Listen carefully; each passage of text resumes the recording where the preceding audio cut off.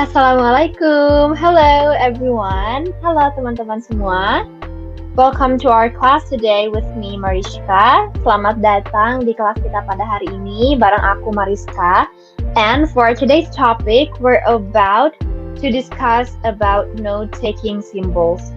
Dan untuk kelas kita pada hari ini, kita bakal diskusi tentang simbol-simbol note-taking for beginners, untuk pemula. But before we jump right into our main topic, there's something that I would like to tell you about. Jadi sebelum kita beranjak ke topik utama pada pembahasan kita hari ini, ada satu hal yang mau aku sampaikan dulu ke teman-teman. So what is it? Apa sih? Let's check this out. Alright, I'm sure that we've already known that consecutive interpreting and note-taking are best friends. They are inseparable. Nah, kita pasti udah tahu bahwasannya consecutive interpreting sama note-taking itu kayak bestie gitu ya teman-teman. Mereka itu nggak bisa dipisahin. But why are they so related with each other? Kenapa mereka itu sangat terikat gitu sih satu sama lain? So here's the explanation. Ini adalah penjelasannya. Note-taking as a memory aid will help an interpreter to deliver message accurately. Note-taking sebagai pengingat akan membantu seorang pengalih bahasa untuk menyampaikan pesan secara akurat. So, taking notes while listening to the speaker all at once is one of the interpreter's skills. Jadi, mencatat sambil mendengarkan si pembicara itu adalah salah satu kemampuan seorang pengalih bahasa. However, our speaking and writing speed are different. Tapi, kemampuan kita ketika berbicara dan menulis itu kecepatannya berbeda. We speak faster than we write. Kita berbicara lebih cepat daripada kita menulis. So that's why it is essential for interpreters to be able to write information in form of symbols and also simple drawings so that they can deliver message accurately without missing any points. Jadi ini merupakan sesuatu hal yang esensial atau penting bagi seorang pengalih bahasa supaya mereka bisa menyampaikan pesan melalui bentuk-bentuk simbol atau juga gambar-gambar sederhana. Jadi informasi itu tuh dibuat jadi gambar sederhana atau simbol sehingga mereka bisa menyampaikan pesan secara akurat tanpa ada informasi yang tertinggal. And the symbols that I'm going to teach you today here are very general. Jadi untuk simbol-simbol yang akan aku bagikan ke teman-teman hari ini itu sangat umum. And we can say that it's pretty much like the words we use every day. Ini itu kayak kata-kata yang sering kita pakai sehari-hari. So are you ready for it? Teman-teman siap nggak? Let's go. Yuk kita lihat. The first symbol is equal. We use equal to replace the word is or something as the same as. Nah, simbol yang pertama itu adalah simbol sama dengan. Kita bisa pakai simbol sama dengan ini untuk menggantikan kata is yang artinya adalah atau the same as yang artinya adalah sama dengan. Let's take a look at the example. Number 1, love is life. For love, you can just write or draw a simple love drawing, and then for is, you can replace it with the equal symbol, and for life, just write it life. Love is life. Nah, jadi untuk nomor pertama, nomor 1, love is life itu yang artinya cinta adalah kehidupan. Nah, untuk kata love yang artinya cinta ini, kita bisa bikin kayak gambar hati yang sederhana aja. Habis itu, for is, untuk kata is yang artinya adalah, kita bisa pakai tanda sama dengan. Dan untuk kata life yang artinya kehidupan, tulis aja life. Nah, itu untuk yang nomor 1. For number 2, her idea is the same as mine. Her idea, we can write it down, her idea, and then we replace the word is with equal, the equal sign, and then just write it mine. Untuk nomor 2, her idea is the same as mine, itu yang artinya adalah ide dia itu sama kayak aku. Kita bisa tulis her idea, tulis ulang aja her idea yang artinya adalah ide dia, and then is yang artinya adalah kita it's the same. itu kita ganti pakai kata sama dengan ini. Tanda sama dengan. Untuk kata mine yang artinya adalah punyaku atau milikku, kita tulis aja mine. Jadi, her idea equals mine. Her idea sama dengan mine. Ide dia sama kayak punyaku. Gitu. Untuk simbol yang pertama. That's for the first symbol. It's very easy and simple, right? We use this every day and we will understand the context even when we don't necessarily have to copy the way our speaker said about something.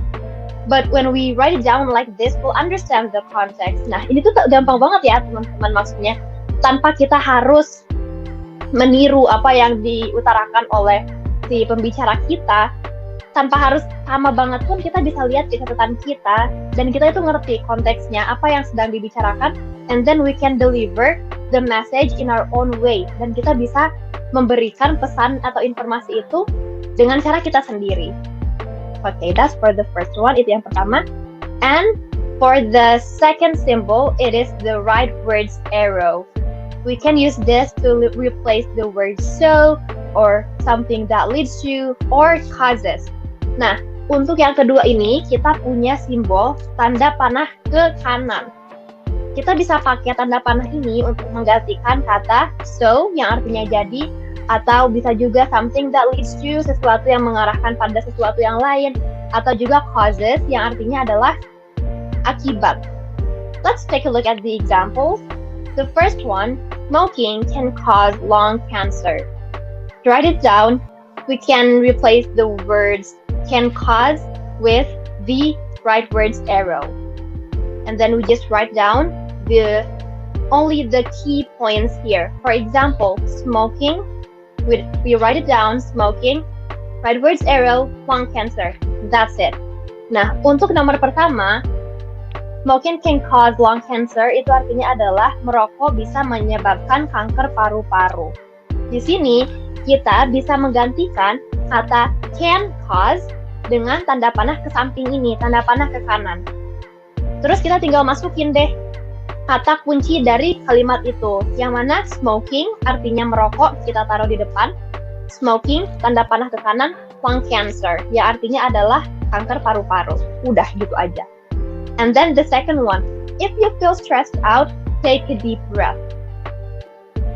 As usual, you put the key points of the sentence first. So for example here, stressed out, you write it down, and then you use the right words arrow, and then deep breath. That's it.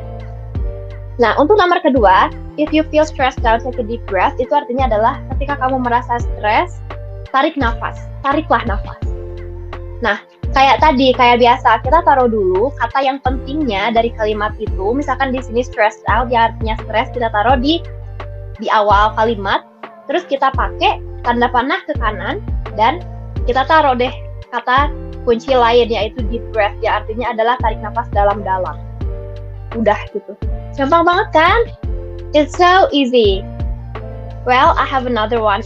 Actually, I have one information that I have to give to you. Ada satu informasi yang harus aku kasih ke teman-teman. As I told you before, that these symbols that I give to you are general. Jadi seperti yang sudah aku sampaikan ke teman-teman, bahwasannya simbol-simbol yang aku kasih ini, mereka general. There's nothing so specific about it. Gak ada yang spesifik sama sekali. But once you become an interpreter, in certain field that is specific, like just in that one field, right? Tapi ketika teman-teman nanti jadi seorang pengalih bahasa, pasti ada di bidang tertentu gitu, cuma bidang itu sendiri, misal kayak gitu. And you will learn about other symbols related with your job as an interpreter. For instance, like you work in a hospital, obviously you will get to know other specific symbols regarding your job. For instance, like smoking or lung cancer or stressed out, like we are learning today. You'll get to know each of these words, like what's the symbols of them, so you don't have to write them all down like I did here. Nah, teman-teman, kalau misalkan teman-teman udah jadi seorang pengalih bahasa gitu ya, kayak misal di rumah sakit gitu, udah pasti teman-teman bakal belajar tentang hal-hal yang berkaitan sama job teman-teman itu hal-hal yang spesifik. Contohnya kayak smoking gitu kan, artinya merokok, atau kanker paru-paru, atau stres. Teman-teman bakal tahu soal itu, dan bakal tahu juga nanti tuh setiap dari kata tersebut apa sih simbolnya. Jadi teman-teman nggak perlu nulis kata-katanya sesuai kayak yang aku tulis gini. Teman-teman tinggal pakai simbolnya aja. Alright, that's for the information. Itu informasinya. Moving on to the next one, it is the greater than symbol. Nah, untuk yang selanjutnya, ini adalah simbol lebih dari. You know what? We've learned this in elementary school. Tahu kan kalau kita itu udah pernah belajar ini di sekolah dasar waktu itu. We use this to replace some words like greater than, more than, better than, etc. Kita pakai tanda ini untuk mengganti kata-kata kayak sesuatu yang lebih hebat, lebih baik, lebih banyak, dan lain-lain. For example, the first one. More than 10 students are celebrating Idul Adha. To replace the word more than, we can use the greater than sign. And then for the word 10, we can use the number 10, students. And to replace the word are, we can use the equal sign. And then here in this text, I make it shorter in terms of the celebrating. I make it shorter. I make it like celebr. You can see this on the screen. And then for Idul Adha, I just write it down Adha. More than 10 students are celebrating Idul Adha. Nah, untuk contoh yang pertama nih teman-teman, more than 10 students are celebrating Idul Adha, itu maksudnya adalah lebih dari 10 siswa merayakan Idul Adha. Nah, di sini kita ganti kata more than-nya ini pakai tanda lebih dari. Nah, untuk kata 10 yang artinya 10 itu ya udah kita pakai aja angka 10 gitu, nomor. Buat students yang artinya siswa, tulis aja students. Terus untuk mengganti kata are, kita pakai tanda sama dengan kayak yang tadi udah kita pelajari. Terus untuk celebrating yang artinya adalah merayakan, di sini sama aku dipersingkat aja, nggak aku tulis po, aku cuma nulis celebr. I don't know how to pronounce this. Aku nggak tahu caranya gimana. But I understand that means celebrating. Aku nggak tahu itu gimana bacanya, tapi aku tahu kalau itu celebrating gitu artinya. And for Idul Adha, untuk Idul Adha tulis aja Adha. That's for number 1. And number 2, saving money is better rather than shopping fast fashion. Nah, untuk yang nomor 2 ini, ada kalimat yang artinya menyimpan uang atau menabung itu lebih baik daripada berbelanja fast fashion. For saving, I just write it down saving. And for money, I use the dollar sign. Dollar sign equals greater than shopping fast fashion. Nah, jadi untuk yang kedua ini, untuk kata saving, yang artinya adalah menyimpan, itu aku tulis aja saving. Dan untuk kata money, yang artinya uang, itu aku ganti pakai simbol dolar. Terus untuk kata is, aku ganti pakai kata sama dengan, tanda sama dengan. Dan untuk kata better, yang artinya lebih baik, aku pakai greater than sign. Terus sisanya shopping fast fashion, berbelanja fast fashion. See? It makes the sentence shorter. Ini tuh bikin kalimat kita jadi pendek gitu. Alright, moving on to the next one. We have 2 symbols, but they are the same. They are star symbols. The left one, I use it for something important, and the right one, I use it for something special, cool, or something that I adore, etc. You name it. Nah, kita di sini punya 2 simbol, tapi dia sama-sama aja, sama-sama simbol bintang. Kalau untuk yang kiri bisa dipakai untuk sesuatu yang penting, dan untuk yang kanan itu kita bisa pakai untuk sesuatu yang spesial, cool, atau keren, sesuatu yang kita kagumi, dan lain-lain. Terserah deh pokoknya. Let's take a look at the example. We have 2 of them. The first one is, remember that trying is always better than not. Remember.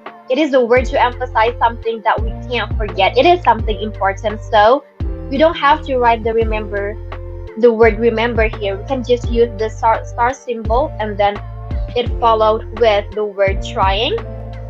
and we use equal sign to replace the word is, and then we use the greater than sign to replace the word better, and for the word than not, we can just use F. Nah, kita punya dua contoh ya di sini teman-teman. Yang pertama adalah remember that trying is always better than not, yang artinya adalah ingat ya, berusaha itu selalu lebih baik daripada enggak sama sekali. Nah, kata remember yang artinya ingat itu menandakan sesuatu yang penting, sesuatu yang nggak boleh kita lupakan. Makanya kita nggak harus tulis kata remember-nya ini, tapi kita bisa cuma perlu pakai tanda bintang, simbol bintang. Terus diikuti dengan kata trying yang artinya berusaha. Terus kita juga bisa pakai equal sign untuk ngeganti kata is, dan diikuti oleh greater than sign untuk ngeganti kata better. Dan untuk kata than not yang artinya adalah daripada enggak sama sekali gitu ya, kita pakai simbol X. Alright? So for the last one, you are amazing for saving the earth. Kamu keren banget nyelamatin bumi. Atau kamu udah hebat banget deh, kamu udah ngelakuin sesuatu buat bumi. Something like that. Nah, untuk star di sini agak beda ya. Ini star yang biasanya kita pakai kalau lagi menggambar. You see here, the star is pretty different from the previous one. It's like the star that we use to draw something, like the star in a drawing book, you know.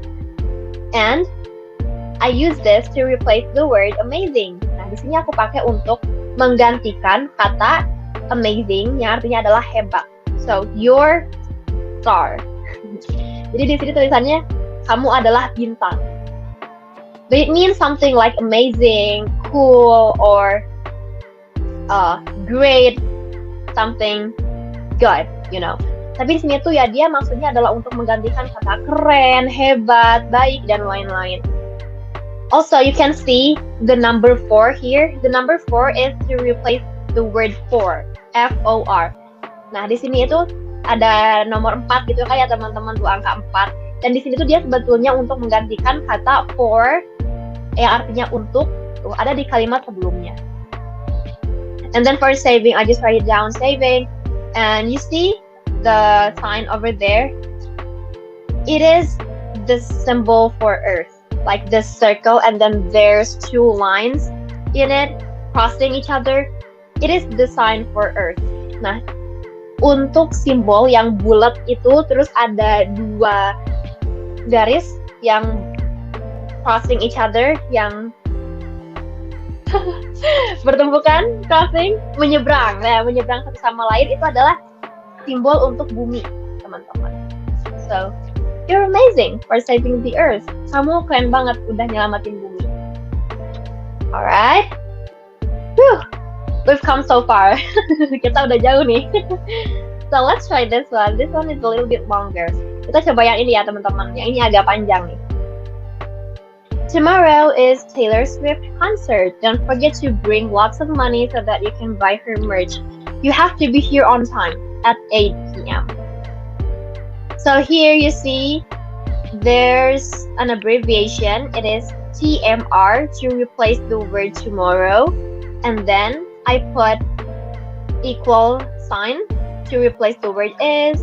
And then for Taylor Swift concert, I just write it down like TS concert. And then don't forget. And also you have to be here. Like there are 2 important messages that I can't forget. That's why there are 4 stars here to remind me that this is something important that I can't forget. And then for lots of money, I put dollar signs in it. And then for so that I use the right words arrow, and then it followed by merch. And then for on time, I just write it down on time. And then for at, I use the symbol at that we usually use to mention someone on Instagram.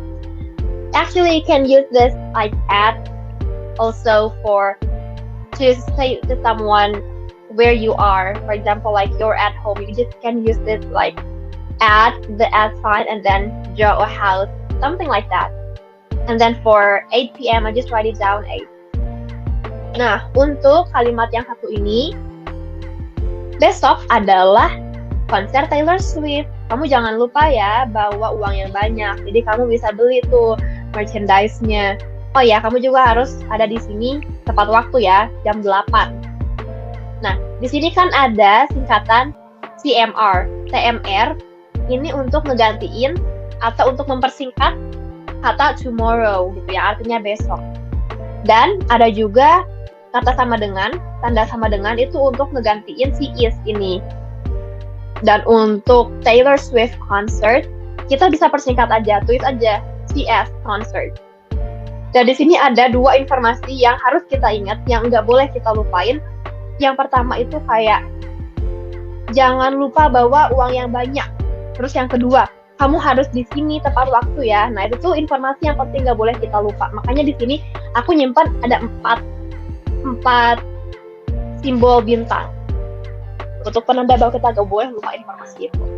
Dan untuk lots of money yang artinya banyak uang, itu aku pakai $sign atau tanda dollar gitu ya teman-teman. Nah, untuk so that yang artinya adalah supaya, itu aku pakai tanda panah ke samping, terus diikutin sama kata merge. Dan untuk on time, aku cuma tulis on time aja. Nah, untuk at, kita itu bisa tulis at yang biasa kita pakai buat mention teman kita misal di Instagram. Kita bisa pakai buat itu.